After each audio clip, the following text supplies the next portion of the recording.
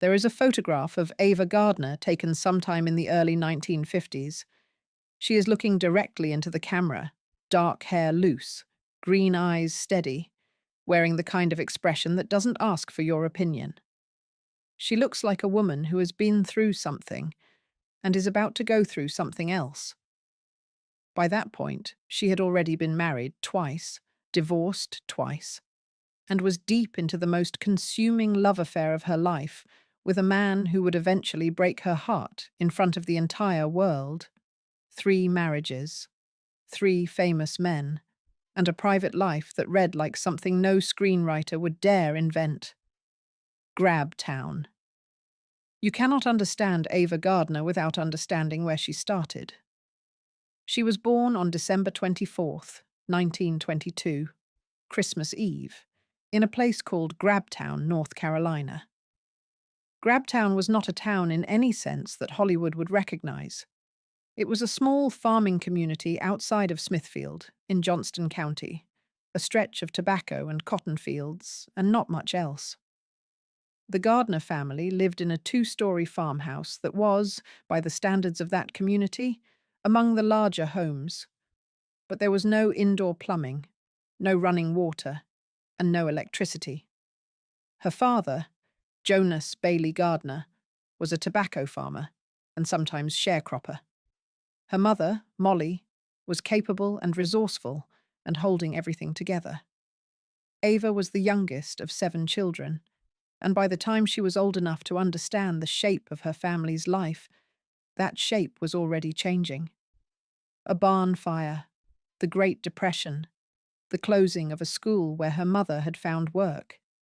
The Gardners moved repeatedly, from Grabtown to Brogden to Newport News, Virginia, and eventually to Rock Ridge, near Wilson, North Carolina, where Molly managed a boarding house for schoolteachers. Jonas Gardner died in 1938.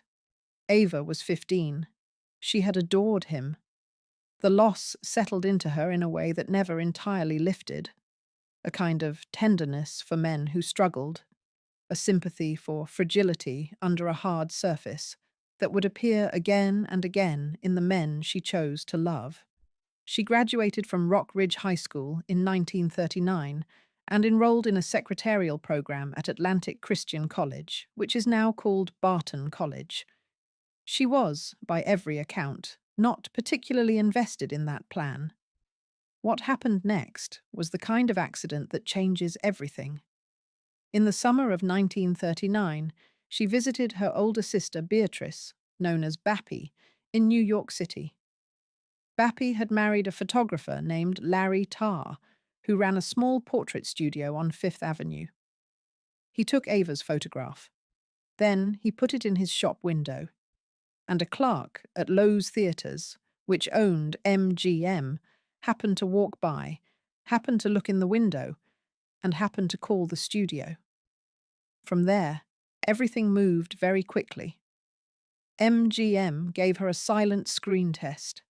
They couldn't understand her North Carolina accent well enough to do a talking test, and what the camera showed them was enough.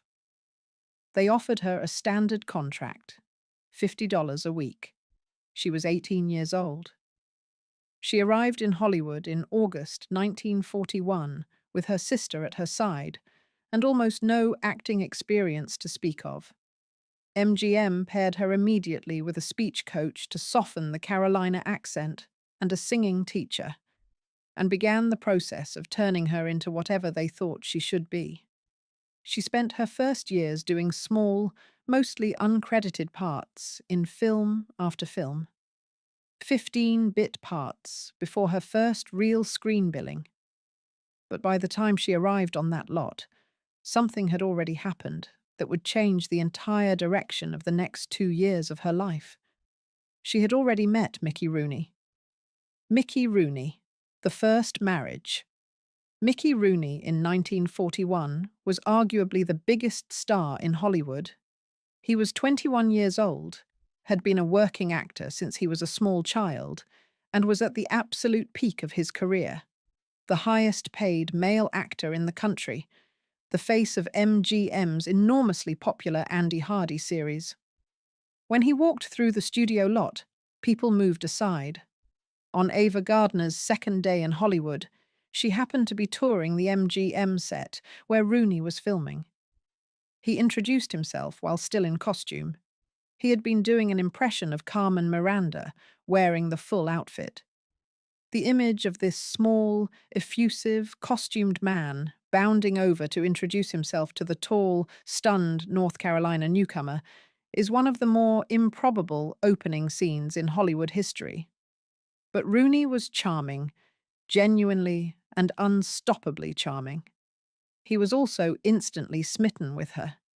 He pursued her with the same total focus he brought to everything else. He took her to nightclubs, told her stories, made her laugh. Ava, who was by her own admission inexperienced and a little overwhelmed by everything Hollywood represented, found herself caught up in the energy of it. There was a complication. MGM Studio, Chief Louis B. Mayer, was deeply opposed to Rooney dating anyone publicly. The Andy Hardy character was wholesome, boy next door, thoroughly decent, a persona that had made MGM enormous amounts of money, and that depended heavily on audiences believing Rooney was more or less the same person off-screen. A serious girlfriend, let alone a wife, was a threat to that image. Mayer initially told Rooney outright that he forbade it. Rooney pushed back, and Mayer eventually relented, but on one strict condition. The wedding had to be small, quiet, and completely out of the press. They married on January 10th, 1942, in the small town of Ballard, California, chosen specifically because it was remote enough to avoid press attention. It was the first marriage for both of them. Ava was 19. She wore a blue tailored suit with a corsage of orchids, not the white wedding gown she had always imagined. The ceremony was small. Rooney fumbled with the wedding ring, which was inscribed with the words, "Love Forever," which she noted later, with some dry humour, might have been an omen, given that he would go on to marry 7 more times after her. The marriage did not take long to show its problems. Rooney was constitutionally unable to settle into domestic life. He was always on stage, always performing, always needing an audience. He would take Ava to a nightclub and then leave her sitting alone at a table for hours while he sat in with the house band and played drums. He gambled. And, as Ava would later describe in her autobiography, he was unfaithful. Openly. Almost casually so. MGM's public relations machine worked hard to keep this quiet. But Ava knew what was happening. She was young, she was far from home, and she was stuck inside a marriage to a man who treated monogamy as a minor inconvenience. The divorce was finalized on May 21st, 1943. Ava cited mental cruelty as the official reason, which was the standard legal language of the era for a variety of situations.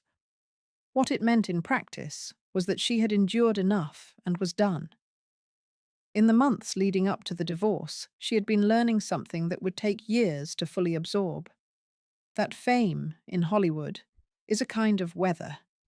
It changes constantly and without warning. Rooney had pursued her when he was the biggest star on the lot. By the time their marriage was failing, she was beginning to attract serious attention of her own. Men watched her when she walked through the commissary.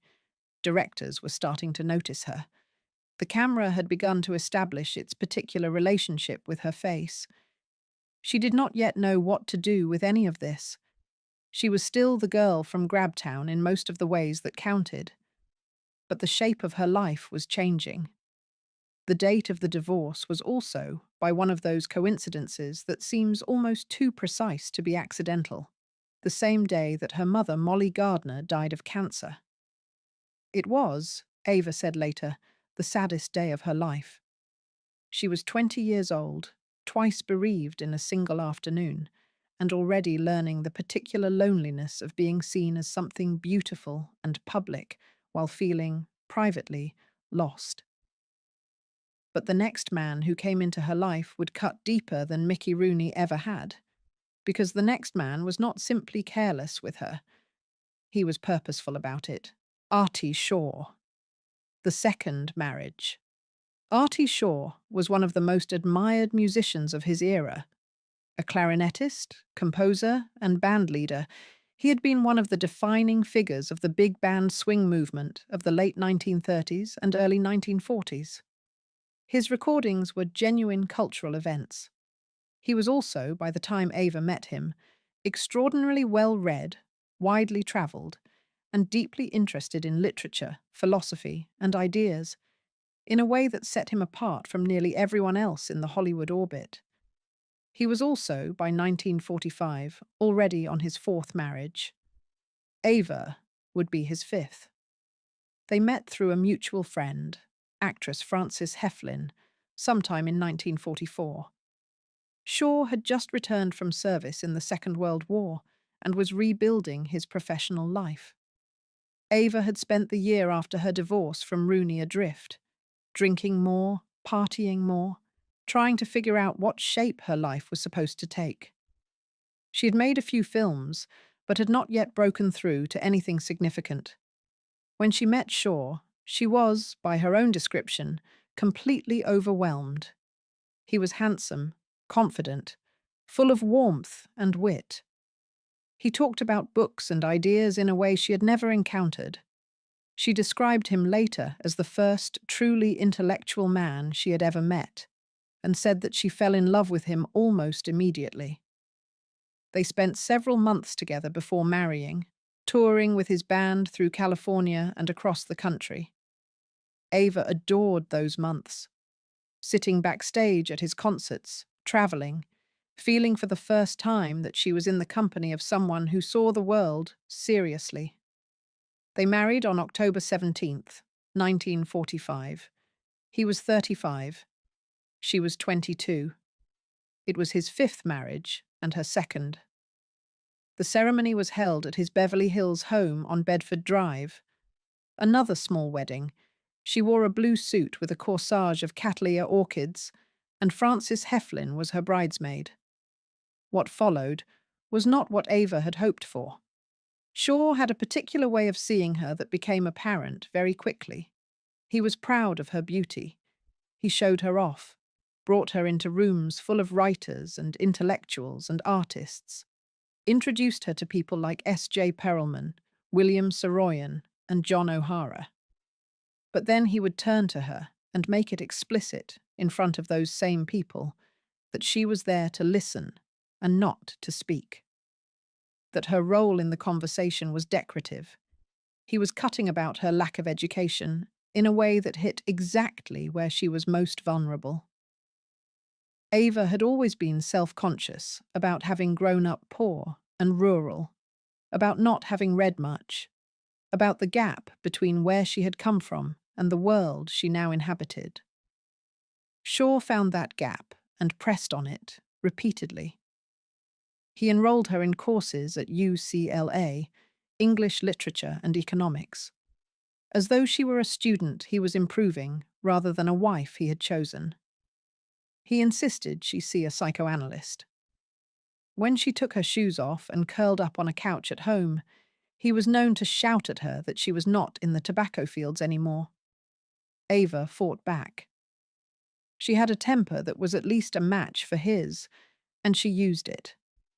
The marriage became a cycle of explosive arguments, a grinding accumulation of small degradations, and genuine, if corrosive, passion. It lasted exactly 1 year and 1 week. The divorce was finalized on October 25th, 1946.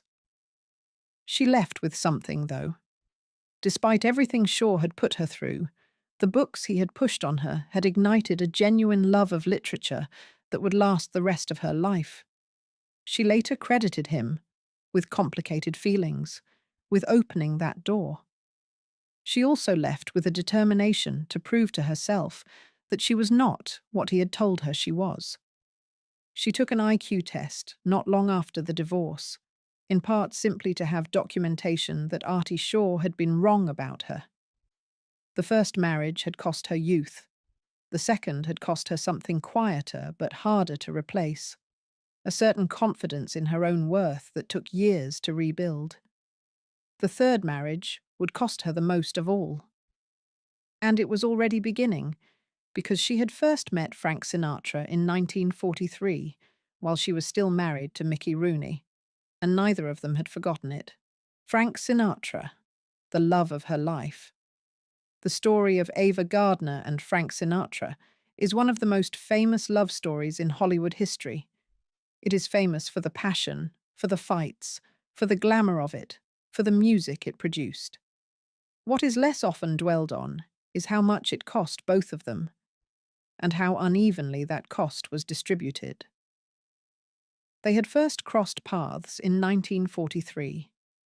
Sinatra had reportedly told her immediately that he wished he had met her before Mickey Rooney. She was struck by him.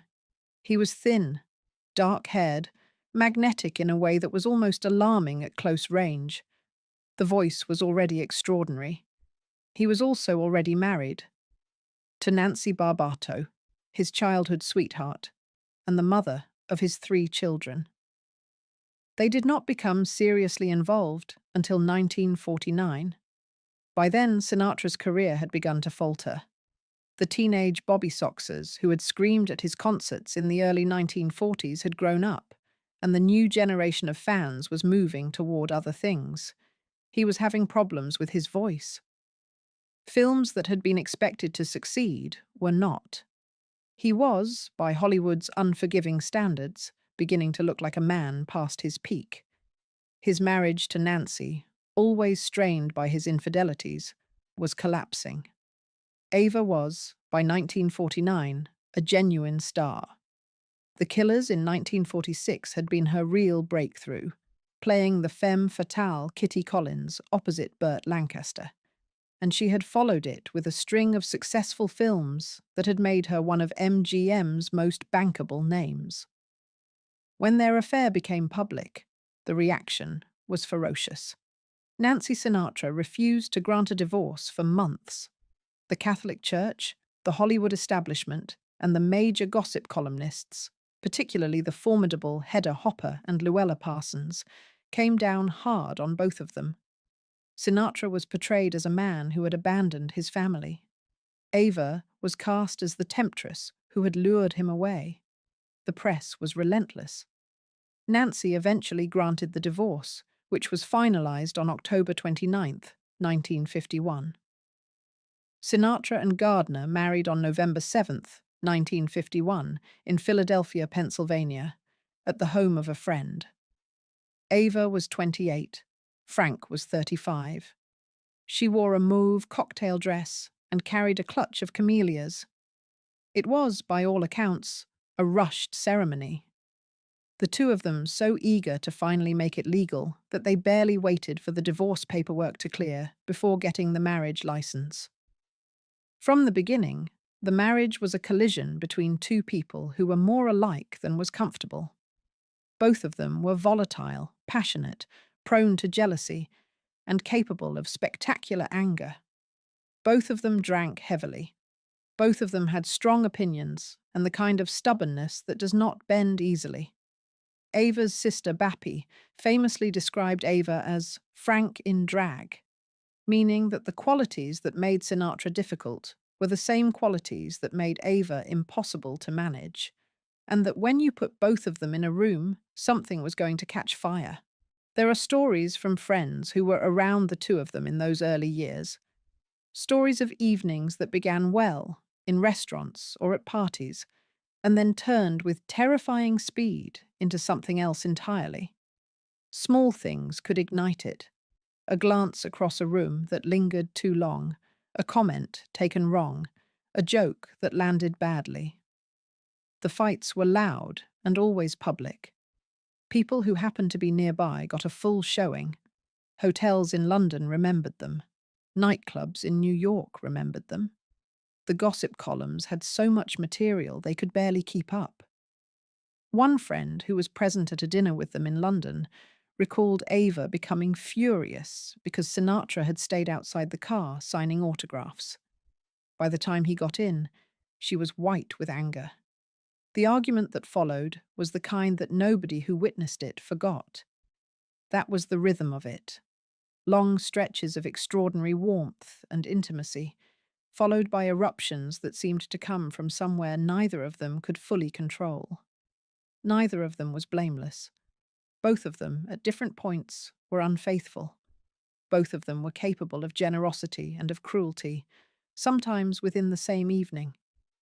It was the kind of relationship that looks from the outside like pure drama, and from the inside, according to both of them in their respective later accounts, felt at its best like the most alive either of them had ever been. When Sinatra's career and his confidence began to recover, when From Here to Eternity put him back at the center of Hollywood, when the crowds came back, when his records started selling again, his possessiveness intensified. He bristled at Ava's independence, at the fact that she had her own career and her own life that did not arrange itself around his. He expected her to be available on his schedule, to be present at his events, to subordinate her own momentum to his. She was not built for that. She had always been ungovernable, and she had no intention of changing. But there was also genuine, overwhelming love. Sinatra called her Angel.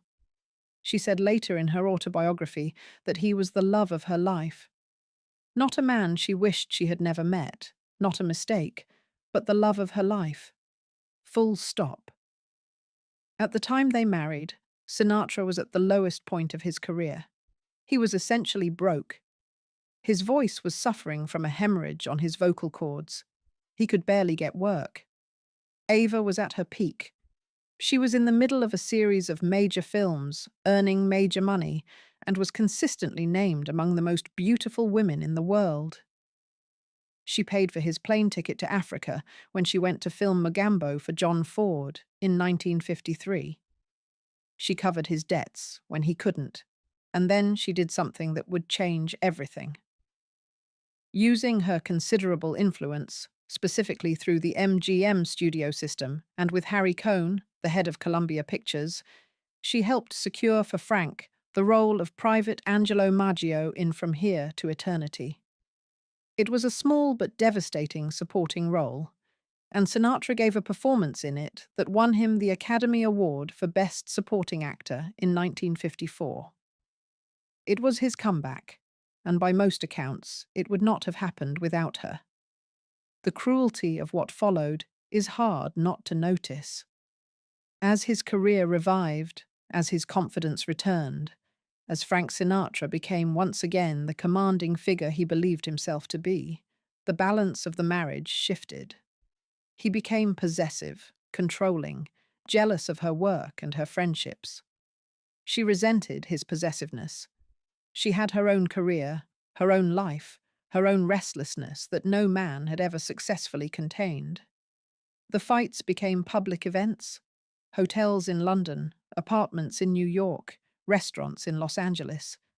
The Sinatra-Gardner marriage played out in front of anyone who happened to be nearby, and many of those people eventually talked. Their rows were fueled by alcohol, by jealousy, by the particular combustion of two people who could not live comfortably together and could not imagine being apart. During those years, Ava became pregnant twice. Both pregnancies ended. She later spoke about this with the particular guardedness of someone who had made painful decisions and was not interested in having them relitigated by strangers.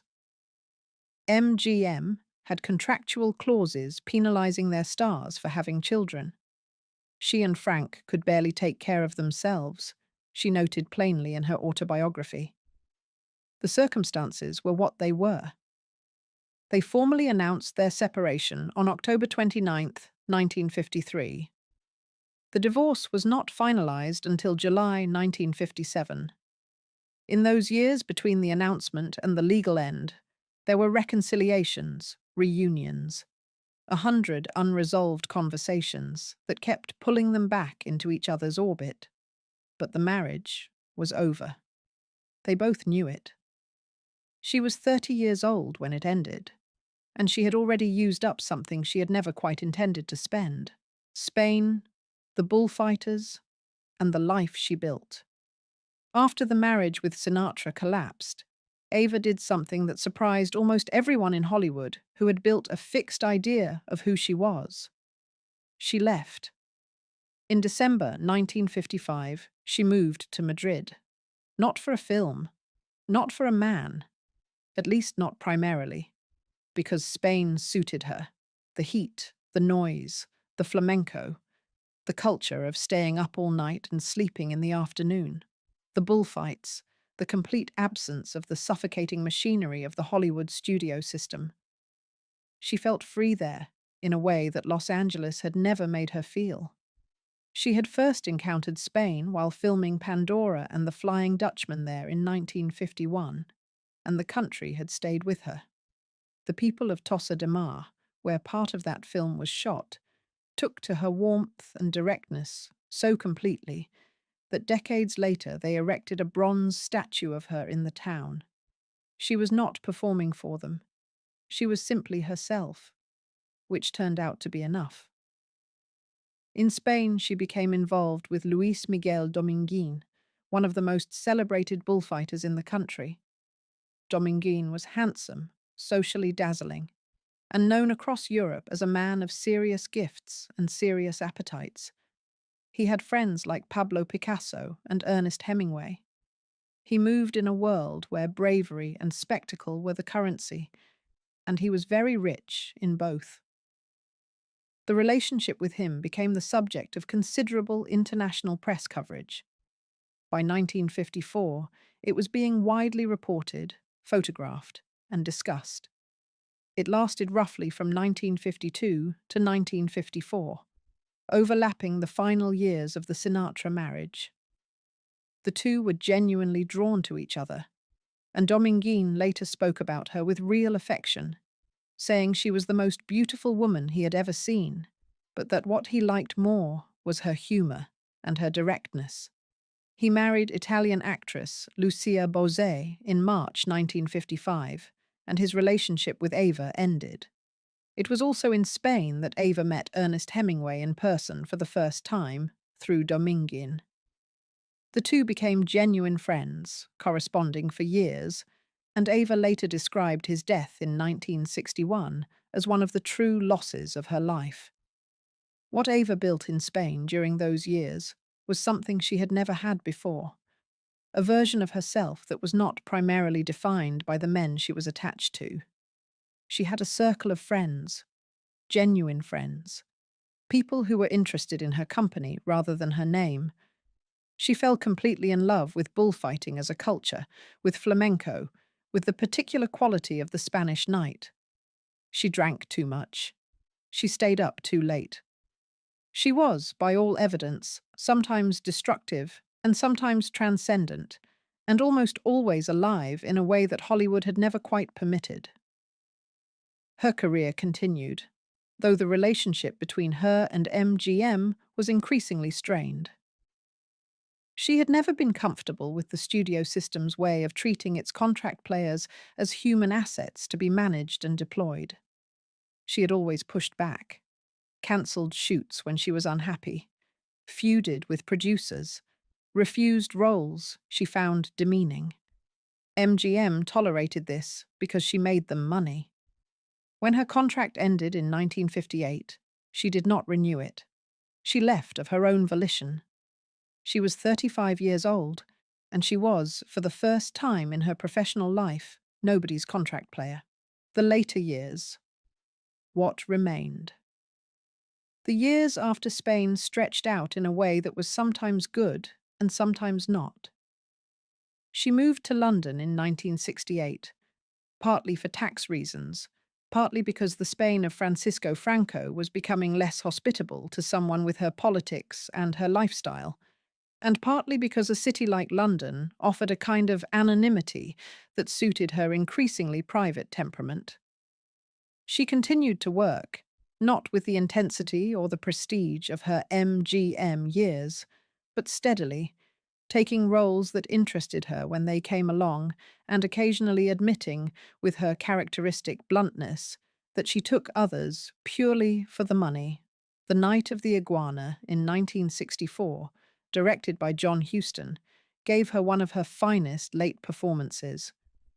Huston had always understood how to use her, how to let the camera simply rest on her face and trust what it found there. She appeared in Earthquake in 1974, in The Cassandra Crossing in 1976, and in the television series Knots Landing in the early 1980s. She was still, even in her later years, striking in a way that went beyond the usual categories. A photograph taken of her in London in the 1970s shows someone who has lived visibly. The face has lines that the early photographs don't have, a gravity that the young MGM starlet didn't carry, and she's more interesting to look at than almost anyone else. There is a quality in the older photographs that the younger ones, beautiful as they are, don't yet have. Experience, maybe.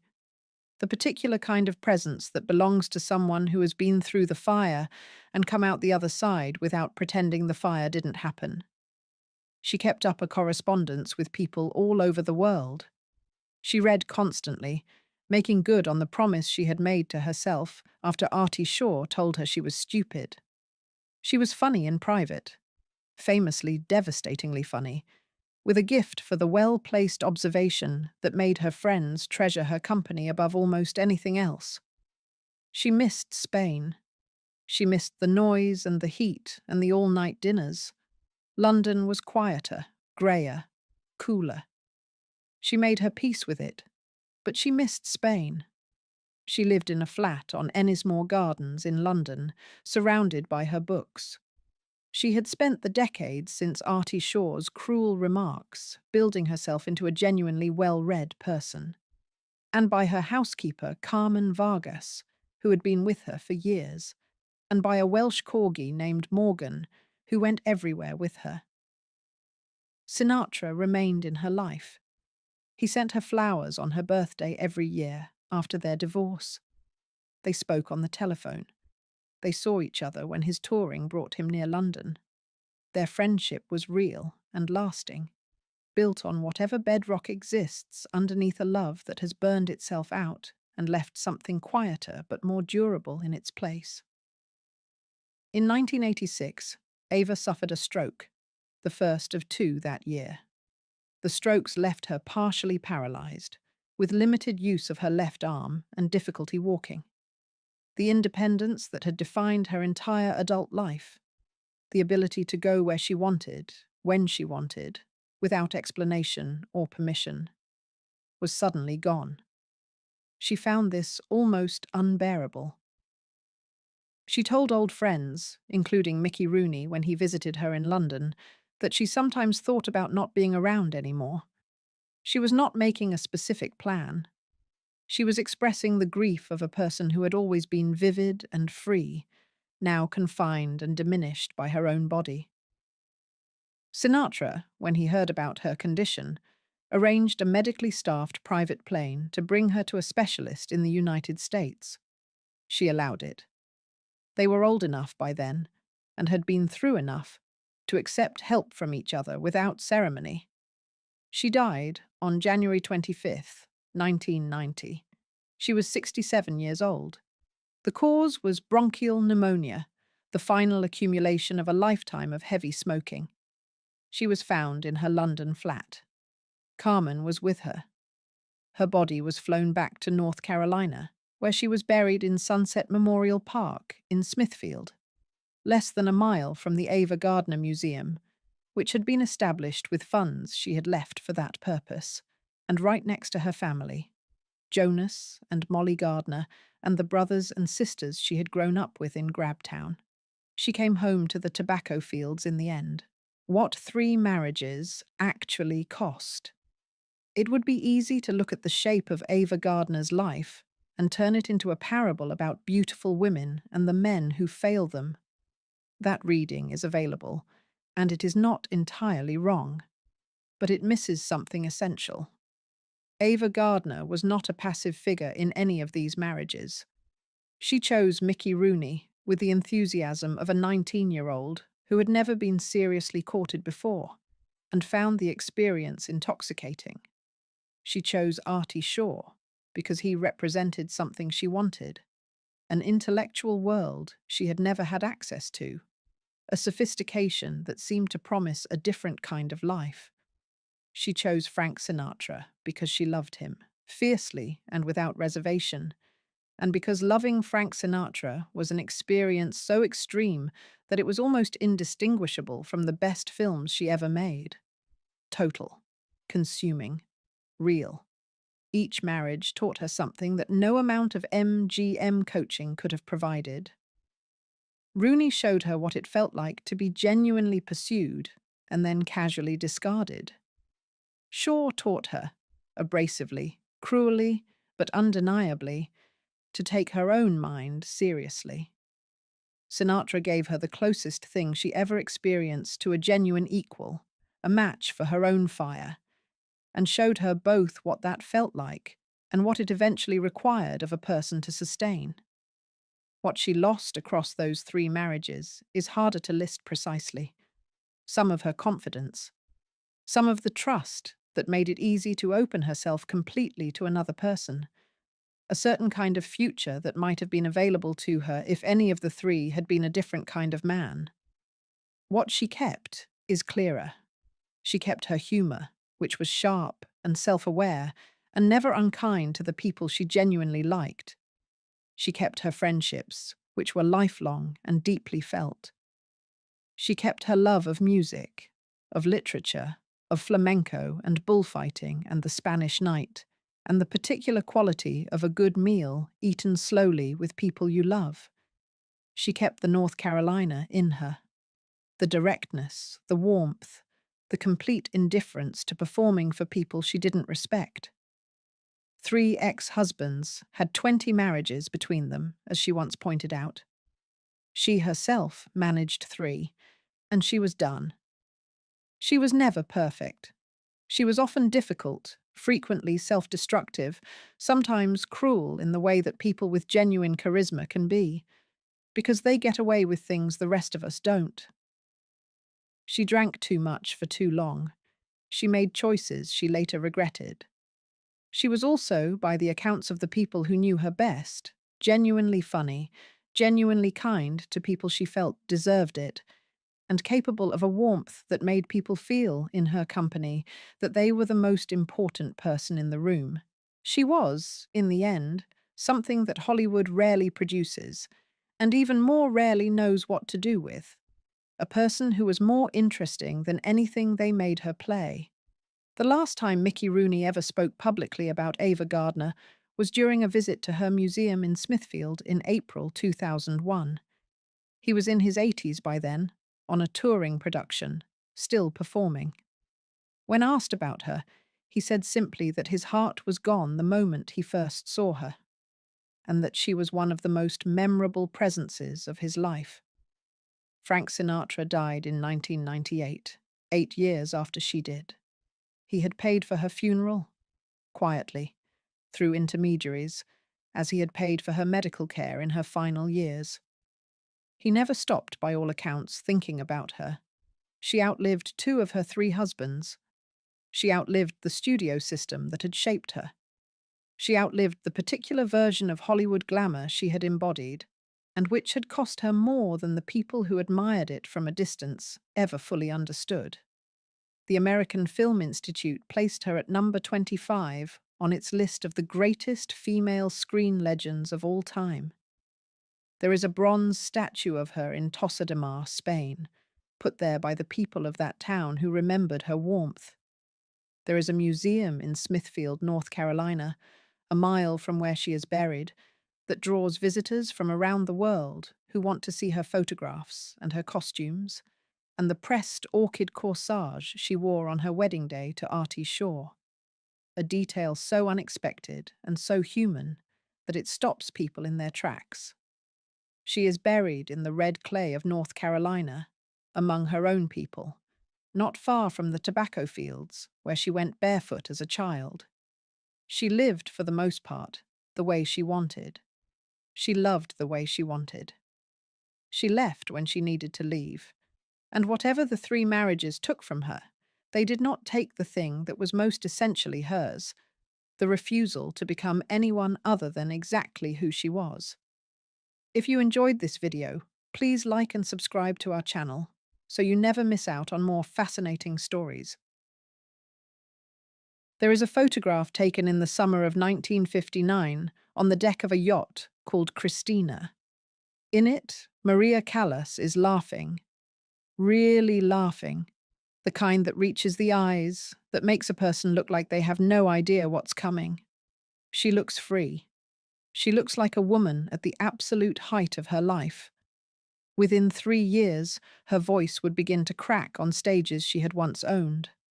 Within 5, she would rarely perform at all. Within a decade, she would be waiting by a telephone that almost never rang, waiting for a man who had already moved on to one of the most famous women in the world. That photograph was taken at the very moment everything started to unravel. This is the story of Maria Callas, Aristotle Onassis, and the affair that pulled apart not just a career, but a life. Who Maria Callas was before him. To understand what she lost, you have to understand what she had.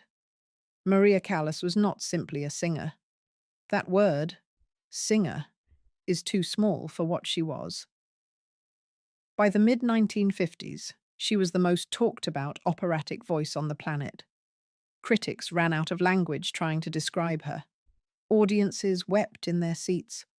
Conductors who had worked with everyone said they had never worked with anyone like her. She was called La Divina, the Divine One. And the name was not flattery. It was almost a statement of fact. She was born Maria Anna Cecilia Sophia Kalogeropoulos in New York City on December 2nd, 1923, to Greek immigrant parents. The family moved back to Greece when she was a child, and it was there, in Athens, that she trained seriously at the Athens Conservatory under the Spanish soprano Elvira de Hidalgo, a woman who would shape her technique and her artistic sensibility for the rest of her life. De Hidalgo saw in the young Maria something extraordinary, not just a voice, but a theatrical instinct, an ability to make music feel like it was bleeding.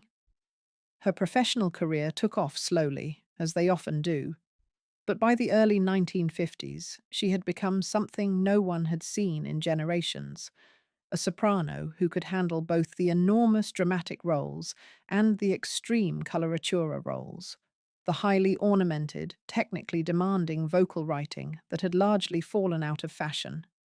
She revived it. She made it electric. Her 1949 performance in Venice, where she stepped in to sing Brünnhilde in Wagner's Die Walküre, and then, just days later, performed the lighter, fiendishly difficult I, Puritani, switching between two roles that could not be more different, became one of the most legendary moments in 20th century opera. But she was more than technical brilliance. She acted with her voice. When Maria Callas sang A Woman in Grief, you did not admire the grief. You felt it. There was no barrier between the performer and the emotion. That was the thing audiences and critics couldn't stop writing about. By the mid-1950s, she was the reigning queen of La Scala in Milan, of the Met in New York, of Covent Garden in London. She had married Giovanni Battista Meneghini, a wealthy Italian industrialist nearly 30 years her senior, who had become her manager and devoted supporter. The marriage was comfortable, stable, built more on partnership and gratitude than on passion. Meneghini had believed in her when few did. He had funded her early career, organized her performances, handled the business side of her life. She called him Titta. She had also, famously, transformed her body. At her heaviest, Callas had weighed close to 200 pounds. Between 1953 and 1954, she lost roughly 80 pounds, a transformation so dramatic and so swift that it became its own kind of legend. Rumours flew about how she had done it, Some said a tapeworm, which was never confirmed. What was undeniable was the effect. She emerged not just thinner, but somehow more herself, more present in her own body, more physical on stage. She had become, in addition to everything else, a visual icon. She was famous in the way that very few artists ever become famous, not just celebrated in their field, but genuinely known, photographed everywhere, written about constantly. Her feuds were news. Her cancelled performances were front-page stories. When she walked into a room, even people who had never seen an opera in their lives recognized her. That was the woman who stepped onto the Christina in the summer of 1959. And then Aristotle Onassis looked at her, really looked at her, for the first time. Aristotle Onassis, the man and the myth. Aristotle Socrates. Onassis was not the kind of man who appeared in the same world as Maria Callas by accident. He had engineered his way into every room he ever entered. Born in Smyrna, now Izmir, Turkey, in January 1906, Onassis had lived through catastrophe early. His family were prosperous Greek tobacco merchants, but when he was a teenager, the city was devastated in the aftermath of the Greco-Turkish War. The family's world collapsed almost overnight. His uncle was killed. The family's property and fortune were seized and lost as they fled to Greece as refugees. Onassis escaped to Greece, then made his way to Argentina as a young man with very little to his name. What he built from almost nothing is the kind of story that gets told and retold because it seems barely possible. Starting out as a telephone operator in Buenos Aires, he got into the tobacco business, made a modest fortune, and then, crucially, pivoted to shipping. He recognized with a kind of cold, forward-looking logic that the world ran on cargo, and cargo ran on ships.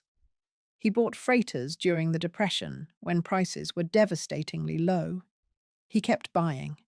He kept building.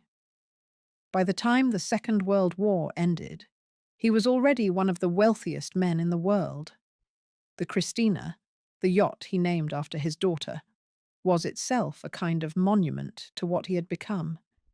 It was 325 feet long. It had been a Canadian frigate before he acquired it, and had it converted into something that barely resembled a vessel at all. It had a swimming pool, whose bottom could be raised to become a dance floor. The bar stools were upholstered in the skin of a particular whale. Winston Churchill used to vacation on it. Greta Garbo had been a guest. Royalty had sailed on it. Onassis was not a physically imposing man by conventional standards. He was short, stocky, with thick glasses and an almost aggressive quality to his energy. But he had enormous personal magnetism. He was famous for his charm, his attentiveness, his ability to make any person in a room feel as though they were the only one who mattered. He was also famous for his appetite, for food, for company, for women, for deals, for life in general. He approached everything with the same quality: total focus, followed by total possession, followed, eventually, by total detachment. At the time of the 1959 cruise, Onassis was married to Tina Livanos, the daughter of another legendary Greek shipping magnate. They had 2 children together, Alexander and Christina. The marriage had long since settled into something cooler than it had begun. Tina was younger, beautiful, socially confident. Onassis was away constantly, distracted, compulsively focused on business and on other women. The marriage was effectively surviving on appearances by the time the cruise happened, and Maria Callas was on that cruise. It had been organised partly at the suggestion of Winston Churchill, who was by then an old man and a devoted friend of Onassis. Other guests included Churchill's wife Clementine, Callas, and her husband Meneghini, and a rotating cast of the kind of people who move in those circles: wealthy, famous, charming, accustomed to comfort. For Maria, it was meant to be a holiday, a rest. She had been performing at an almost punishing pace for years. What happened on that yacht over the following weeks changed the course of both their lives. The cruise that changed everything. Nobody who was on that yacht left a complete account of the moment. That's always how it goes with the moments that matter most. They happen in the spaces between what people write down. What is known is that by the time the Christina docked, Maria Callas and Aristotle Onassis were inseparable. Their attraction had been immediate and overwhelming, the kind that doesn't ask permission and doesn't wait for convenient circumstances. Maria later described Onassis as a force of nature. He was attentive, curious about her in a way few men had ever been. He didn't just know her reputation, he wanted to understand her. He asked about her music, her childhood, her fears. He made her feel, by multiple accounts, seen in a way that her marriage to Meneghini had long stopped making her feel. Meneghini was a good man, a loyal man, but he was also significantly older, conservative, not particularly interested in the world beyond what concerned Maria's career. He was her manager first and her husband second. Onassis was something entirely different. He was electric. For Onassis, Callas was not just a beautiful woman. She was the most celebrated woman in the world in her field. And Onassis was drawn, constitutionally, to the most significant thing in any room. He also, by all accounts, found her genuinely fascinating. She was not a woman who performed for attention. She was someone who had spent her entire life in pursuit of something real. Real emotion, real art, real expression. There was no falseness in her. Onassis, who spent his life surrounded by people performing versions of themselves for his benefit, found that magnetic. By the time the cruise ended, Meneghini knew. He didn't need to be told.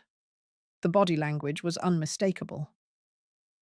When they docked in Monte Carlo in early August 1959, the situation became public almost immediately. Meneghini and Callas left together, but barely spoke. Within weeks, Meneghini issued a statement confirming that their marriage was over. He was not subtle about the reason. The press had been following the yacht. They had noticed. By the time the separation was announced, the story was already everywhere. Maria Callas, La Divina, the most famous soprano alive, had left her husband for a married Greek shipping billionaire. The world had an opinion about it. Most of those opinions were not kind. The public destruction.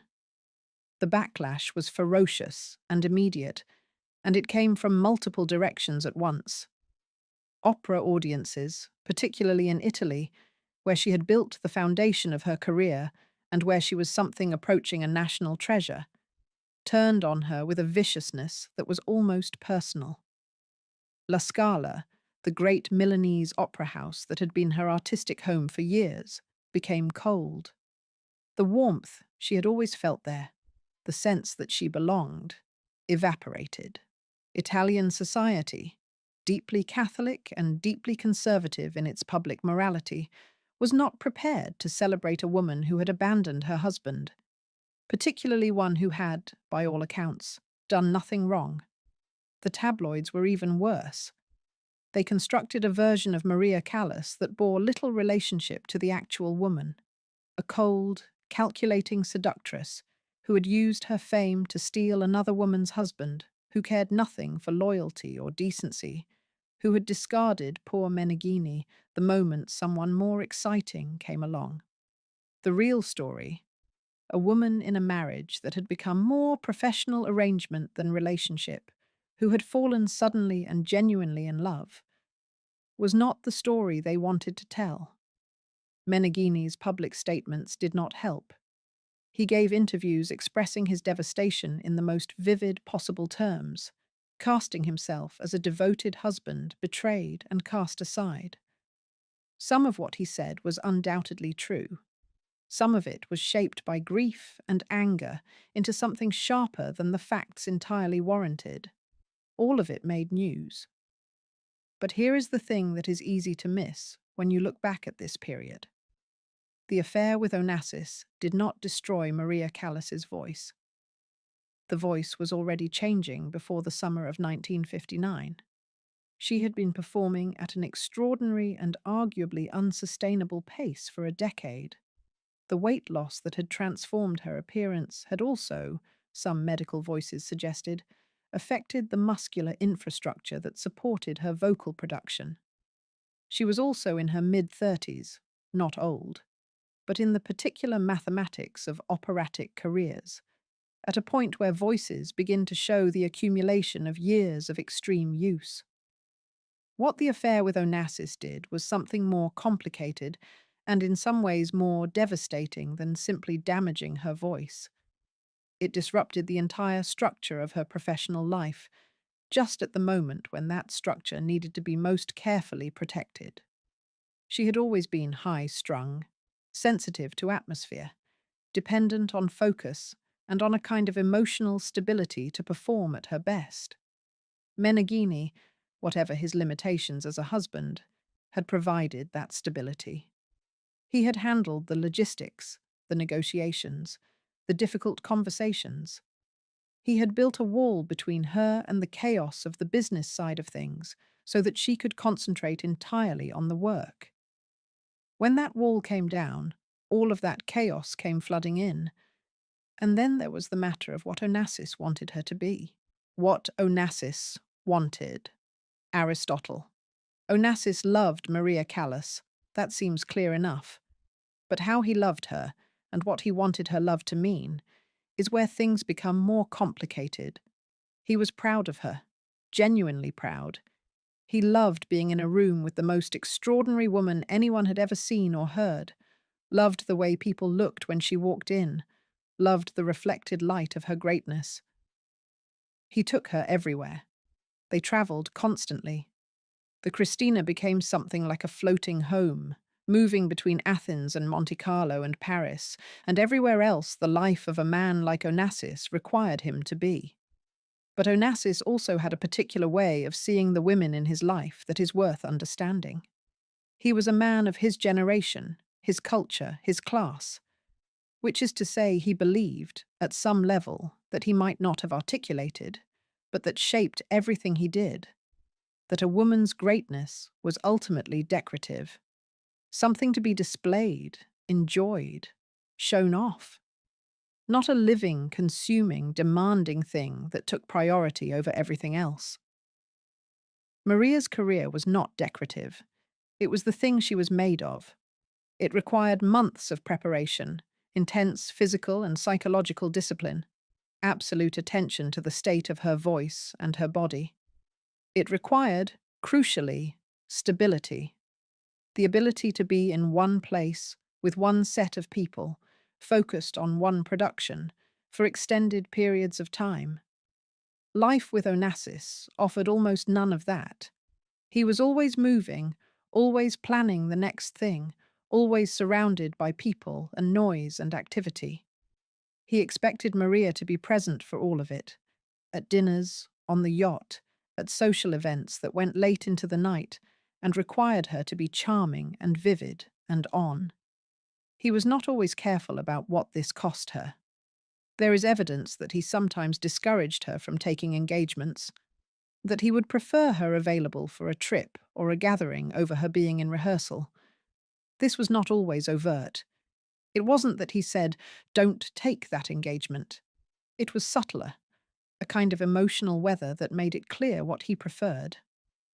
Maria, who had spent her entire adult life being the most disciplined and driven person in any room she entered, began to make different choices. She took fewer engagements. She cancelled more frequently. Her cancellations had always been a source of controversy, but now they increased. She seemed, to those who knew her professionally, to be letting the infrastructure of her career slowly loosen. And in the background, her voice continued its slow and painful change. Her 1958 performance in Rome, a few months before the cruise, so before the affair itself, had already been a catastrophe. She had been ill, had told the management she was not well enough to perform, had been pressured to go on anyway.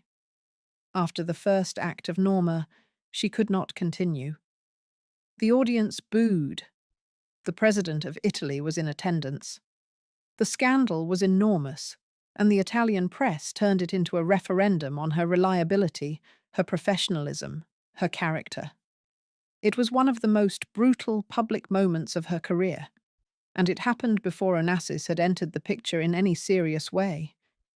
But the affair accelerated everything. It gave her critics a frame. A story about a woman who had chosen glamour and love over art and discipline. Whether or not that story was accurate, it stuck. The years in between. Between 1959 and 1965, Maria Callas performed less and less frequently, though she never stopped entirely. There were still remarkable evenings. Her 1964 return to Covent Garden in London, in a new production of Tosca directed by Franco Zeffirelli, was a sensation. The audience's reception when she walked on stage was described by those who were there as something beyond applause, something closer to collective catharsis. People had been waiting years for her. They gave her a standing ovation before she had sung a single note. She was in poor vocal condition for much of that run. Some of the performances were uneven, the voice occasionally showing its years and its difficulties. But even an imperfect Callas carried something that no other soprano in the world could offer. That ineffable quality, the sense of real human experience translated directly into sound, was still there. Zeffirelli, who directed her in that production and would remain one of her closest friends, spoke of working with her during this period with a kind of reverent sorrow. She still had everything that made her great, he said. The instincts, the understanding, the ability to make a phrase land with the weight of a lived life. What she no longer had was the confidence in her own instrument that she had once possessed. She was afraid, and fear does things to a voice that training cannot entirely undo. Meanwhile, her relationship with Onassis continued, complicated and consuming. He had divorced Tina. Callas had expected, hoped perhaps, that a marriage would follow. It did not come. Onassis seemed content to keep things as they were, passionate, present, but without formalization. He told her, and told others, that their relationship was unique, that he loved her above everyone. Whether he believed this himself at the time, it is impossible to say. What is certain is that he did not propose. And then, in 1968, he did something that Maria Callas could not have been prepared for. He married Jacqueline Kennedy. The Kennedy blow. Jacqueline Kennedy in 1968 was, by any measure, one of the most famous and recognizable women in the world.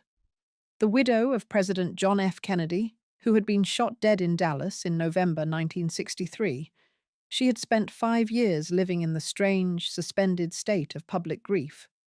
Watched constantly, photographed endlessly, expected to be perpetually the embodiment of dignified loss. She was exhausted by it. She was afraid. The assassination of Robert Kennedy in June 1968 had deepened that fear into something urgent. She needed safety, privacy, and the financial and physical security that could only come from a particular kind of power. Onassis offered all of that. He was also, in the particular economy of that era, a perfect match in terms of scale. He was one of the very few people alive who could be considered her equal in global recognition. The match made a kind of tabloid logic, even if it made very little personal logic. Maria Callas found out from the newspapers, the way the rest of the world did. The accounts of how she reacted vary. Some friends described her as icily composed, not weeping, not screaming, just quiet in a way that was worse than any visible distress. Others recalled her devastated, unable to sleep, unable to eat.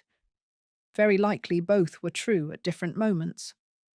What is consistent across all accounts is that she had not seen it coming, or had not allowed herself to believe it was coming, even as the signs accumulated. Onassis had continued seeing her, even while his interest in Jackie Kennedy was developing. This was characteristic of him. He was not a man who felt it necessary to resolve one relationship before beginning another. He operated with a kind of emotional simultaneity that would have been stunning if it hadn't been, in retrospect, entirely predictable. The wedding of Aristotle Onassis and Jacqueline Kennedy took place on October 20th, 1968, on the island of Scorpios, which Onassis owned. The world's press descended. The photographs went everywhere. Maria Callas was in Paris. She was 44 years old. Her great performing years were behind her. The man she had reorganized her life around had just married someone else in the most publicly visible way imaginable. What happened in the years after this is one of the saddest sustained passages in the story of any artist. The long silence. The period between the late 1960s and her death in 1977 is usually described by biographers in language that circles around absence. The absence of performances, the absence of the voice, the absence, eventually, of any real public life. She gave a series of masterclasses at the Juilliard School in New York in 1971 and 1972. These were documented, recorded, and later became famous in their own right. Not as a consolation prize, but as a genuinely remarkable record of a great artist talking about her art. She spoke to her students about the relationship between feeling and technique, about the way opera demands that you offer something true of yourself, about phrasing and breath and intention.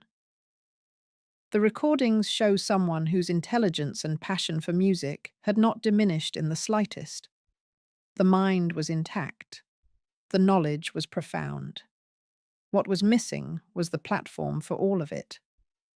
She made a film. In 1969, the Italian director Pier Paolo Pasolini cast her in Medea, the ancient Greek figure of a woman destroyed by a man who chose another woman over her. Pasolini insisted that she was his Medea before he had seen her act a single scene. He understood, with a director's instinct, that what Callas had, that quality of genuine, irreducible feeling, was exactly what the role required. The film was not a commercial success. Critics were divided. But the footage of her face in it is something. You can watch her in it and feel the weight of everything that has happened to her without knowing anything about her biography. The Onassis marriage to Jackie Kennedy was not a happy one, by most accounts. The two were deeply mismatched in temperament. She wanted privacy and stability. He was constitutionally incapable of providing either. He continued to spend time with Callas during the years of his marriage.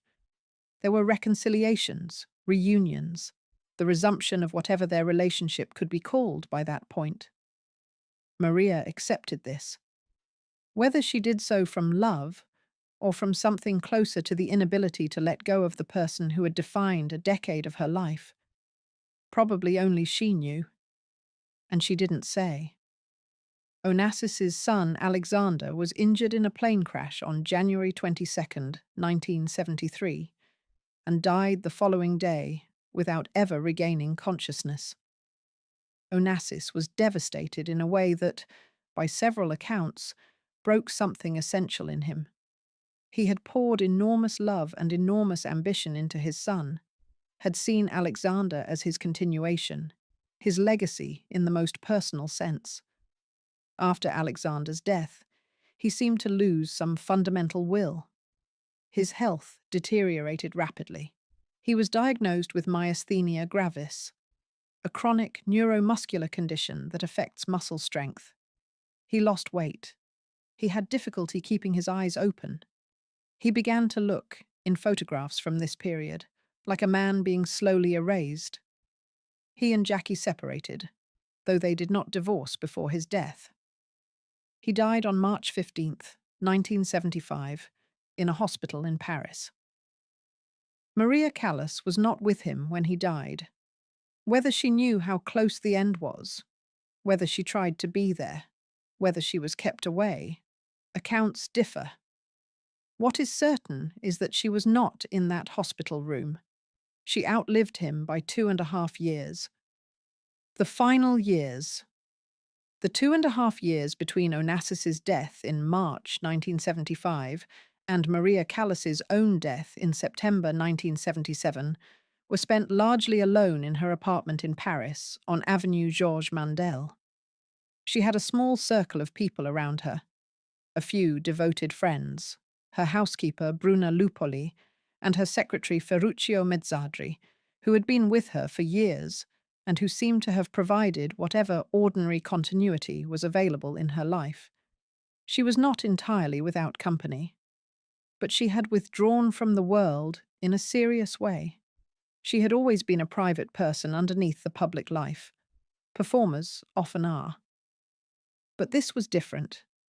This was not the privacy of someone who protects their inner life in order to protect their art. This was the privacy of someone who has no more art to protect. She was not preparing for anything. She was not studying scores, not planning productions, not in correspondence with conductors. She was not performing. Her health declined. The details are not entirely clear and were not made public in her lifetime. What is known is that she was not well, physically and in other ways.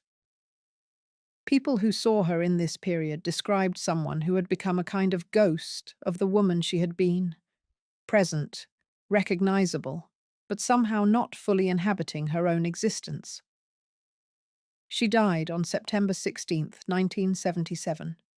She was 53 years old. The official cause of death was listed as heart failure. She was found in her apartment. She had been alone. The announcement of her death reached the world with the particular shock that comes when someone who seemed both immortal and already somehow gone suddenly stops existing entirely. Opera houses around the world dimmed their lights. Newspapers ran long, complex tributes that tried to account for everything she had been and everything that had happened to her.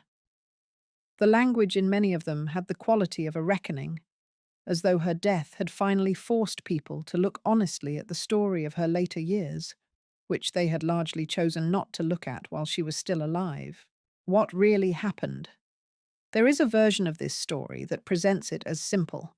Woman meets powerful man, loses herself, loses her career, loses everything. The cautionary tale form. It is satisfying in its cleanness, but it does not do justice to the actual complexity of what happened. Maria Callas was not a passive figure in her own story. She made choices. Choices to be with Onassis, choices to reduce her performing schedule, choices to stay in a relationship that was clearly costing her. She was not naive. She had navigated an extraordinarily difficult world from the time she was a child, had built a career by force of will and intelligence and discipline, had survived and flourished in an industry that chewed up voices and reputations with equal enthusiasm. She was not someone who didn't understand consequences. What seems closer to the truth is that she was a person who, having spent her entire life in the service of an art form, found herself, for the first time, in the presence of something that felt more urgent than the art. She had never been in love like this. Meneghini had been a protector, a supporter, a partner. Onassis was something she had never experienced, someone who made her feel, in the oldest and most overwhelming sense, alive. And Onassis, for his part, genuinely loved her, in the way that he was capable of loving anyone, which was real. and which was also finite, and which ended, as everything with him eventually ended, when something else came along that captured his attention more completely. He was not a villain. He was a man who operated on a scale where other people's lives were sometimes collateral to his own momentum. He did not set out to destroy Maria Callas. He set out to have her, and he did, and then he set out to have something else.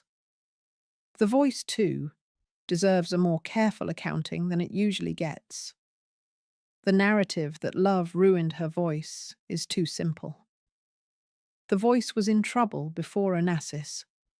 The pace at which she had performed, the repertoire she had taken on, the sheer extremity of what she had demanded of her instrument over a decade, all of this had its own cumulative cost.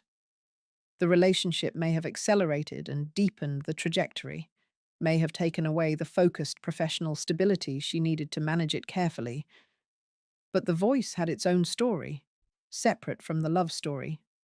What the affair with Onassis did, most precisely, was take away the scaffolding, the organized, stable professional life that Meneghini had built around her, the daily discipline, the protection from distraction. And in the space where that scaffolding had been, she built instead a relationship that could not hold the same weight. Not because love cannot hold weight, but because Onassis was not Meneghini, and what he offered was not stability. It was electricity. And electricity, however beautiful, is not something you can build a life on. The legacy she left. Here is what did not die on September 16th, 1977. The recordings. There are hundreds of them. Live performances and studio recordings spanning from the late 1940s through the early 1960s, and they are among the most studied, most discussed, most deeply felt artifacts in the history of recorded music. Singers study them today, not just as technical models, but as something harder to name, as examples of what it looks like when a human being gives everything to a piece of music, when nothing is held back. The influence she has had on how opera is performed is genuinely extraordinary.